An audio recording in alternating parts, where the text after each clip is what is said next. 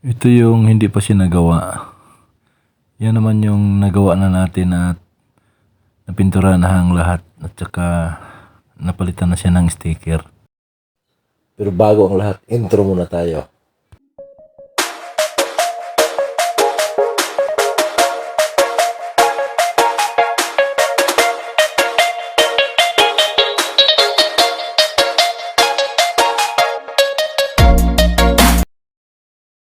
Yan, na-premiere na natin yung isa. Pero yung isa, tapos na. Pinapatuyo na lang bago buuhin. Yan.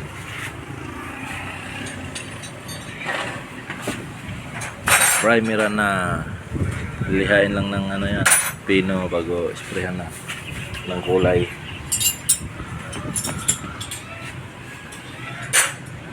Sprayhan na ng kulay, ganun din ang kulay niyan. Metallic black. Good na yan. Perfect na yan.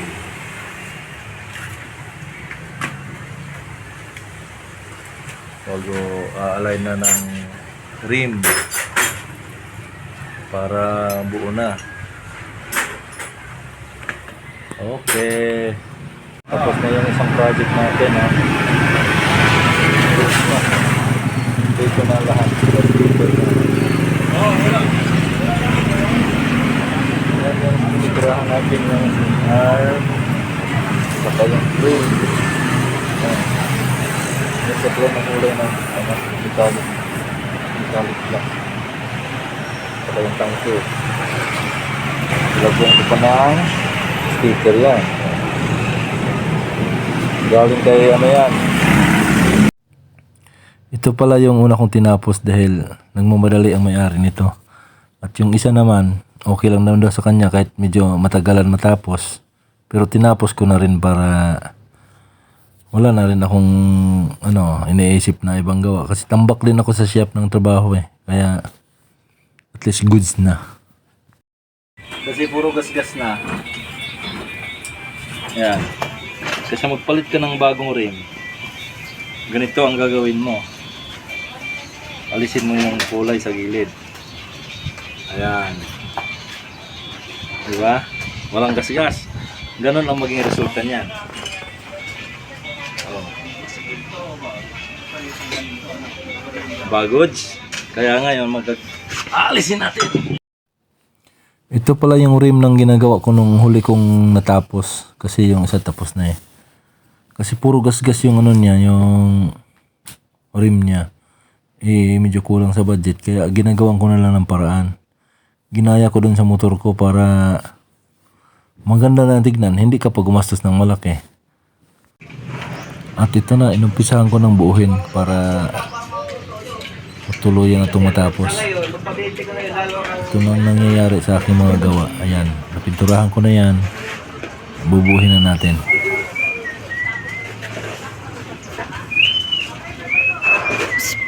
Hindi ka na makita. Ang laki naman kasi ng mukha nitong camera mo. Lalo yung binidyohan mo, kaya di kasi ha. Nakula ako ng mukha. At kinakabit ko na yung mga ibang piyesa niya, yung yung slider ng kadena, gulong, at saka yung shocks niya sa harap. Wala pa kaming wheel seal kaya pinanghuli ko muna. Update tayo sa ating trabaho. Ito na, goods na yung preno. Ikabit na natin. Yan, na-bleed na yan.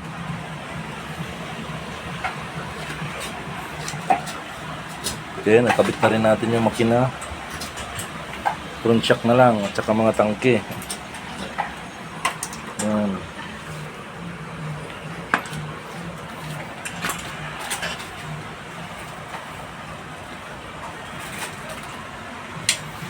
Goods na. Mamaya-maya nito, patapos na ng patapos to. Yan. Spring na lang. Lagyan natin spring dito. Dapat na spring yan dyan. Kasi mahinang bumalik yan pag walang spring. Nalusaw ng brake fluid.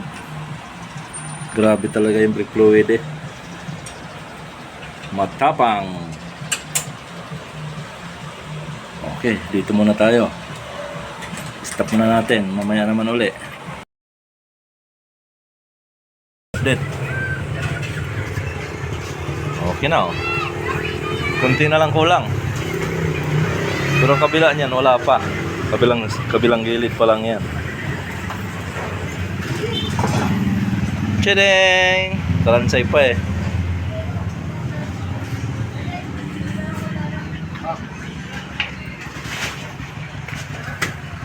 Kabilang gilid pa lang.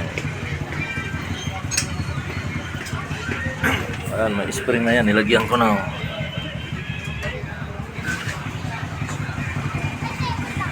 Okay. Magandang tanghali mga bay. Tuloy natin yung ating project na Mindoro. Natambakan kami kaya hindi namin nagawa ang tuluyan. Balot sa upuan. Mga cover, dinikitan ko na uli. Wala, ito pa yung nakaraan eh. Hindi pa rin natin natapos. Ayan. Tapusin na natin to. Kasi masama na ang tingin ng may-ari nito eh.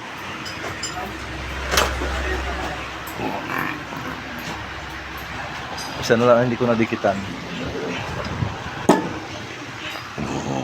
Ito na lang. Last one. May magkano isang set ng marina? Last one na to. Pagkatapos ito, balutin natin yung upuan.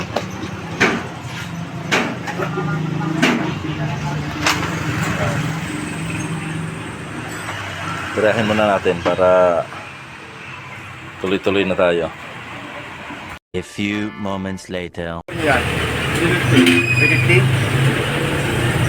Mahal sa kasa eh. Mahal nga. Pwede na ako nagpagawa sa kasa.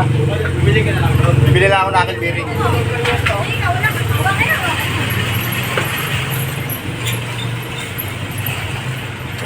Ano yan?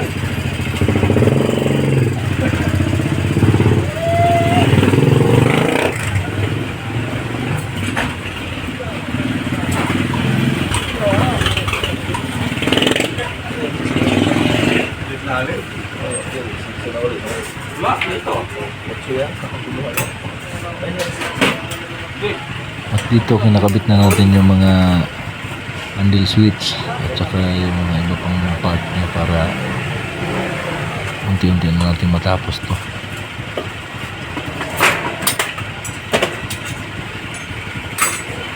Okay, patapos na ng patapos ang ating trabaho.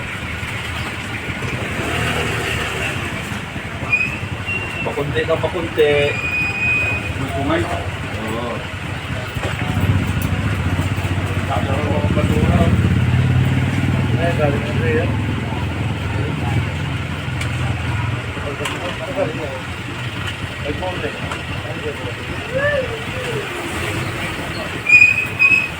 Magkano mo nabili?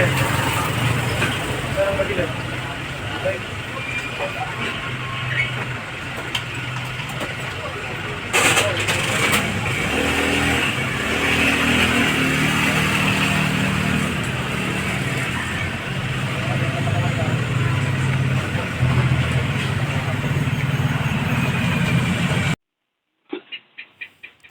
At dito naman, kinabit ko na yung mga shock dahil dumating na yung in-order ko na pork oil seal. Ayun, pagkatapos kong ikabit yung mga pork oil seal, kinabit ko na para makumpleto na yung trabaho natin para goods na talaga. At nakita naman natin lahat na halos tapos na talaga lahat yan. Shock na lang sa harap ang wala. At saka gulong, headlight. At saka wiring, kulang pa, hindi ko pa na-wiringan yan kaya tinira ko na ng madalian dahil nakakasawa na rin tignan na araw-araw lagi niyang tinatrabaho, ganyan, puro ganyan. Putol ng mga bolt ni Dave Noy.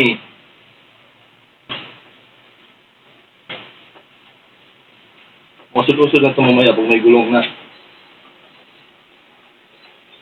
Wala pang gulong eh.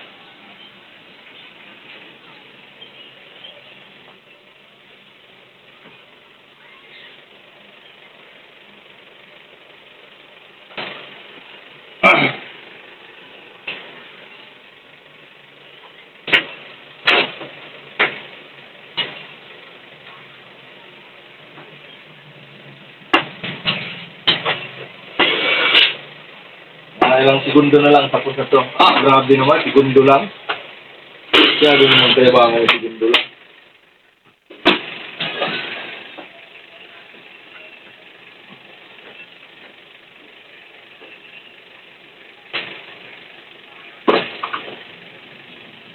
Ilang oras naman siguro.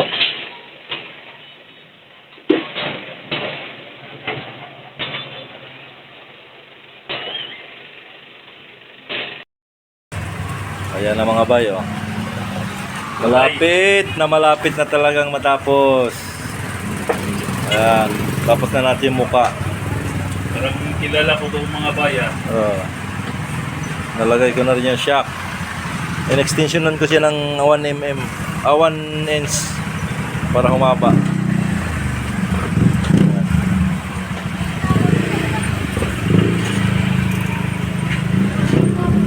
Pati wiring yan, okay na. Ano lang, carb, ilalagay na lang yung carb.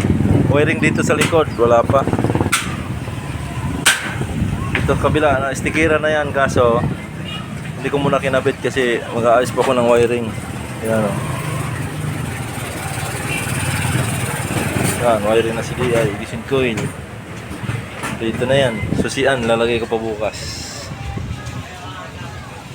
Bracket lang inuna ko, bracket ng ilaw. Yan. Goods na yan, goods.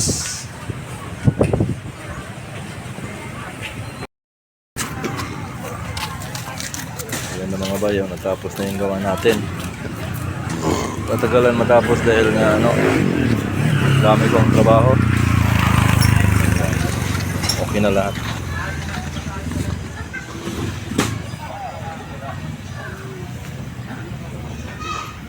Goods na yan. Okay. Number 17. Yan ang ano niya, tsura niya ngayon. Palit na lahat yan. Siyempre yung ating ano dyan, yung ating sticker nandyan yan. Si Idol, nandito rin si Idol oh. Ayan. Ayan. Okay na, pwede na yung biyahe. Batangas na yan, sigurado. Thank you for watching. Follow and subscribe and i-hit mo na rin ang notification bell para sa mga panibago nating mga videos.